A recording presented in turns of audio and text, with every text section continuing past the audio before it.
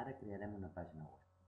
Igual que per posar els títols, primer hem hagut d'activar l'edició. En aquest moment veiem que està activada perquè tenim tots aquests símbols aquí. El que farem serà afegir una activitat al recurs. En aquest cas ens interessa un recurs que és una pàgina. I ho agreguem, ho afegim. La pàgina que surt diu agregando páginas, estem afegint una pàgina web. Primer de tot posarem el tema. En el meu cas és la introducció del tema de buscando feina, buscando trabajo. Control T. Aquí també ho copio.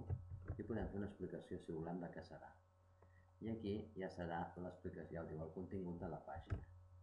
Això, com podeu veure, és igual. Aquí tenim totes les peces que tenim en un Word.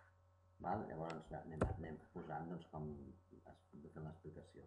Aquesta icona d'aquí ens permet fer gran a la pantalla completa, veieu? I ara podem treballar amb la pantalla completa. Llavors comencem i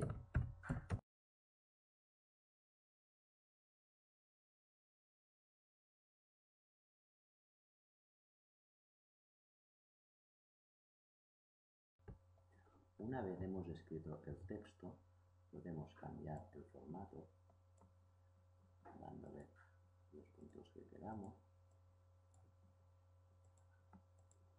Y ahora vamos a incluir una imagen. Clicamos aquí, insertar imagen. Se abre este cuadro.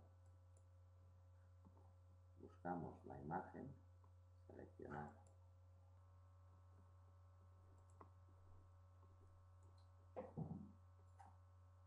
Subimos el archivo. Miramos si nos gusta, podemos cambiar la apariencia, aquí según como queramos que quede la alineación.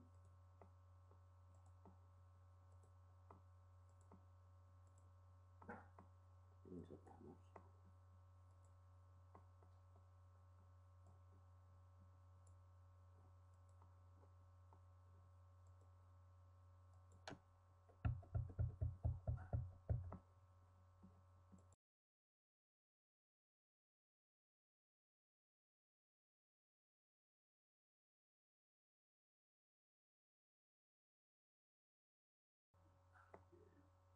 Para finalizar, volvemos a la pantalla inicial, clicando aquí.